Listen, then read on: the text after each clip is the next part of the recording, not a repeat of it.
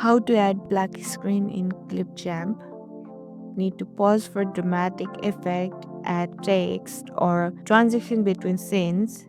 Let's add a black screen in Clipchamp. Head to the left panel and click Content Library. Scroll down or search for background. You will see bunch of color. Click on the black one.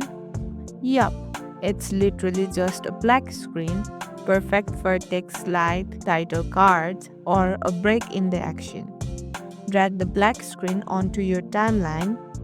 Place it wherever you want, beginning, middle, or end.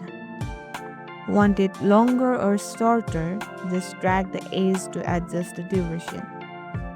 Now, the perfect time to add text over it, title, quotes, or to be continued. Just click the text tab and choose a style. Hit play to preview. And once it looks good, smash the export button. And that's it. Clean, simple, dramatic black screen added. If this was helpful, don't forget to like, subscribe, and hit the bell icon for more fast tutorials.